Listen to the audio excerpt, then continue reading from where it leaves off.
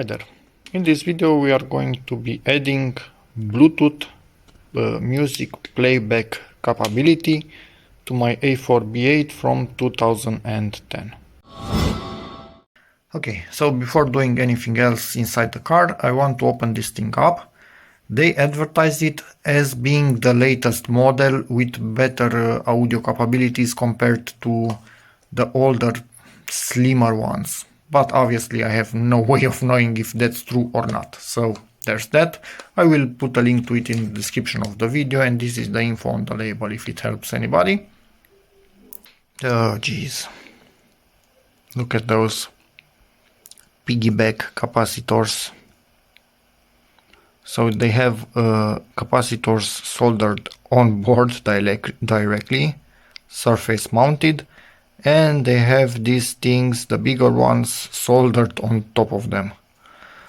So if that doesn't give you confidence, I don't think anything could give you confidence. Jesus. Yeah, anyway, I will look for shorts so at least this doesn't catch on fire, and use hot snot to hold this thing down properly in its box. At least the audio wire is the proper one with ground on top and stuff like that, but the rest of this, oh.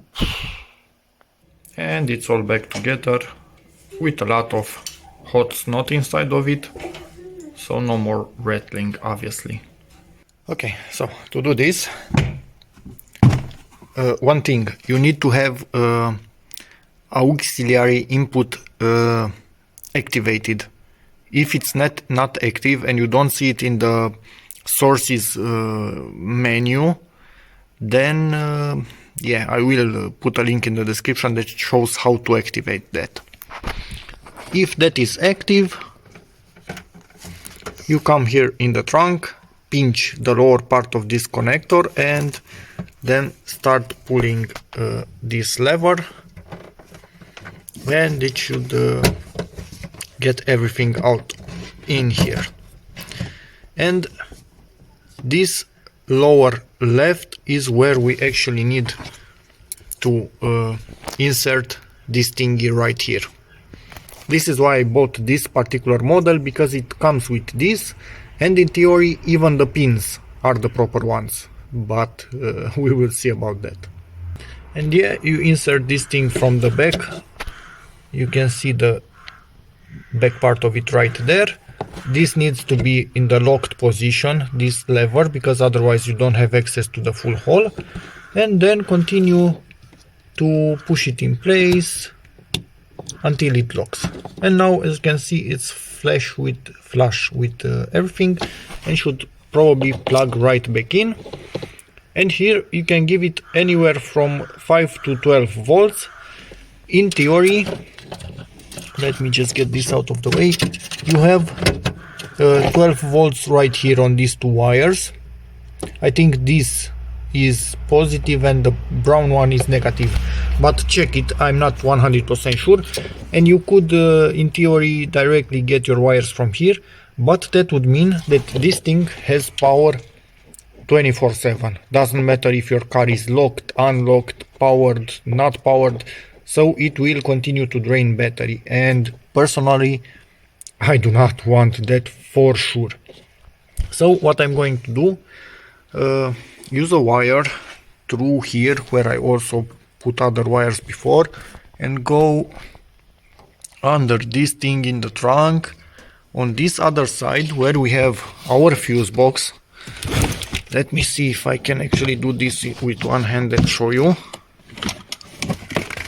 Here there are lots of fuses.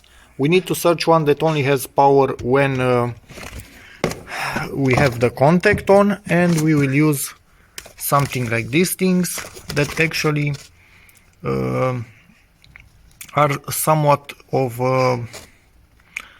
not a doubler, not really sure how to call them, but you can use a fuse to take a wire and go with it wherever you need to go. Okay, did some testing, gave it power from there through these wires, and baby talking in the background. I can connect to it, it's doing its thing, but it seems my radio is not listening to audio input through this port. I think it's only listening to the AUX port in that central handrest. So yeah, this project is on standby until summer comes, and I will open that thing to do some adding of vents in there. So yeah, and then I will add this thing directly to the plug of the central handrest inside of it, so I don't see it and stuff like that. Or I could actually add a jack to it, and yeah, I will see when I get there. But for the moment I'm taking everything out. This radio, and it's not the original one, so I upgraded it. I don't know what options the car that had it came with, so it's a bit tricky for me. For you it might work like this, for me it doesn't. So there's that. Okay, I think something else was actually the problem. I was trying to input audio in the radio unit in the back, and actually I think we need to input audio in this thing in the back of it, even if you have chorus or other radios. So there's that. Let me get this thing out. For me it's quite simple. I need to have two specialized tools to put in these two holes, and this thing will come out.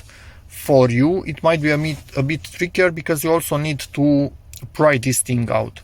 To pry this thing out, this basically doesn't have any screws on it or something like that.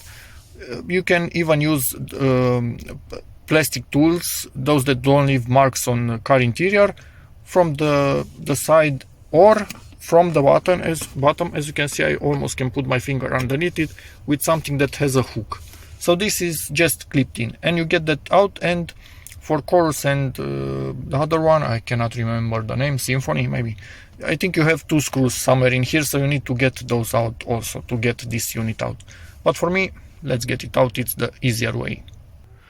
Okay, so these are the keys that I need, and yes, I have the contact on, because only like that I can get this in this position, and it does not allow me to, oh sorry, my bad, it allows me to stop the contact but not get the key out. So that doesn't matter, I needed to get the contact off, and I'm not going to unplug anything yet, because obviously we still have power to this thing. I just want to get everything out of here. I'm not really sure if the direction is like this or in reverse for these particular tools. I think it was like this. Push this in as much as it goes. This one is a bit stubborn. And now you should be able to pull this out fully. And there's that. Again, for the other two, this unit is a bit wider.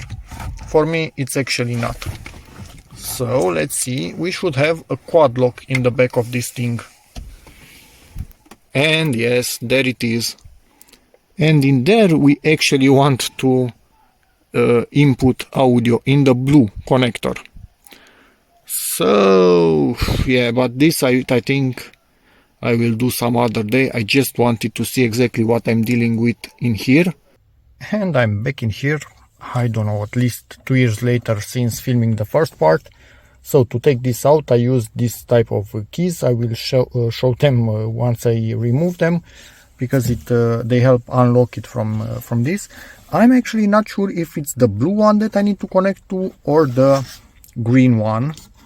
But to figure this out, connected this crap line-in cable, and I'm going to use the multimeter to measure from this one into the back of this. Quite hard to see, there are contacts deep in there. I can measure and figure out if these two green and blue are the wires that I need, or if the wires from the green one, I don't know, that green and gray might be the wires that I need. And I'm guessing, I think the ones from the green one. From this one, it might actually be hands-free in the blue one. But yeah, I will measure and see. Decided it's easier to get to the back of this. And we have white, blue and purple, or whatever that wire is for the line in. Well, crap. That doesn't match anything in here, does it?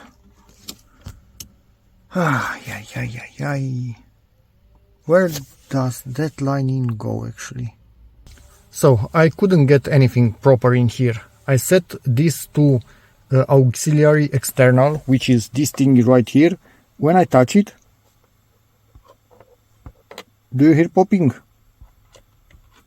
So something is clearly coming through here, but then I somehow needed to touch deep in there. So, do you hear it? When I'm... Don't do this on yours. I just want to make sure that these wires are actually aligned in. And by the sound of it, they make sounds when I touch them with this. So I'm just inputting some static. Really hard for you to hear, most likely. You know what? I realized something. Why am I bothering working in this cramped area with small wires when I can input my signal through the back of the central console? So I pushed this thing back into place.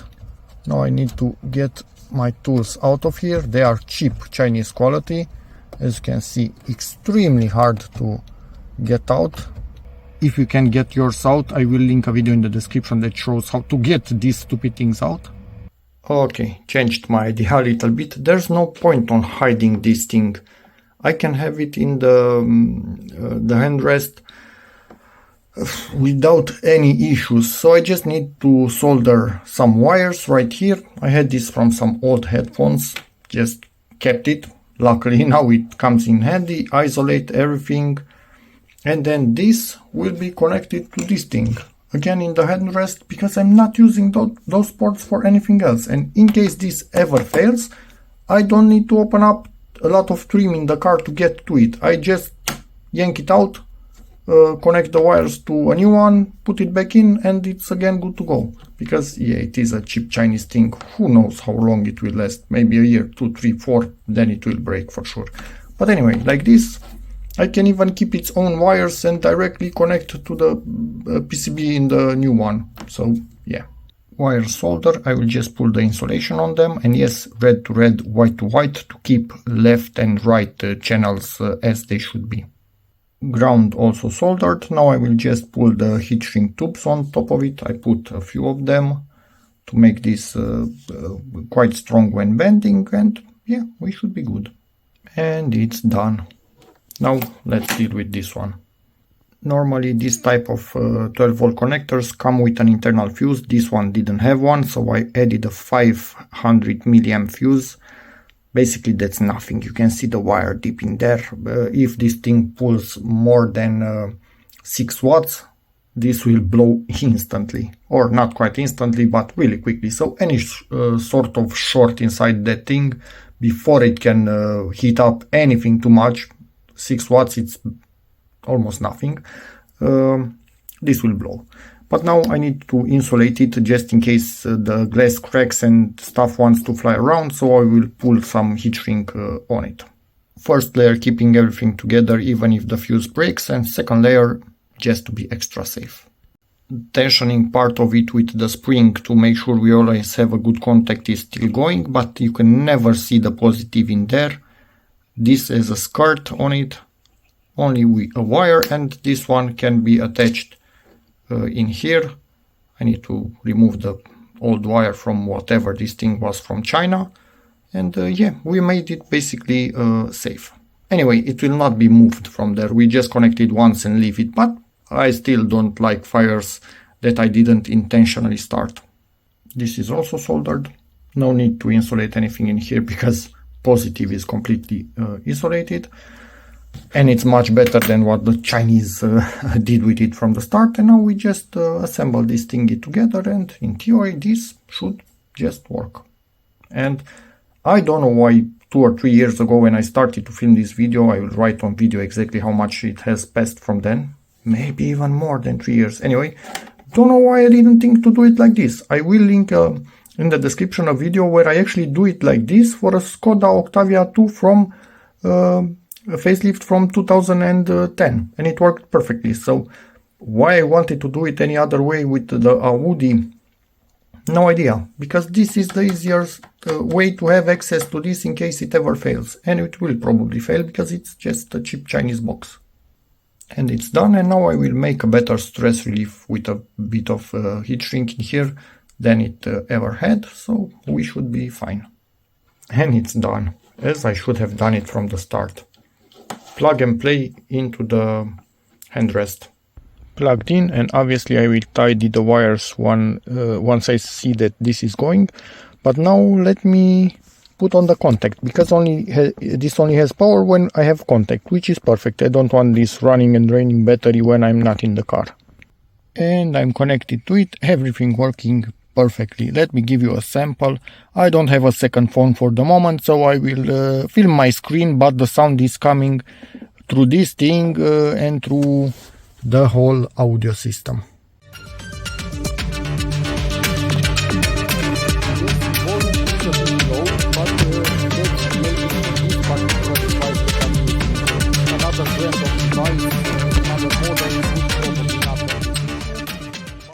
And that's about it. I decided to double tape it on this other side, and I don't know, it fits better a bit like this. And yeah, that's freaking it. So you can try to directly connect it to your head unit. You can also find adapters for the A4 B8 to connect it in your glove box if you have the iPod connector, I think, or something like that. I don't have that. Or if you have the AUX in here, once you will activate it, and I will link another video in the description that shows how you can activate it in case yours is not activated. But if you activate it and you have it here, this is how you can connect the easiest way without any modifications to the car at all. So yeah, hope this video helps you, in which case please give it a like, check out my other videos, and as always, see you in the next one.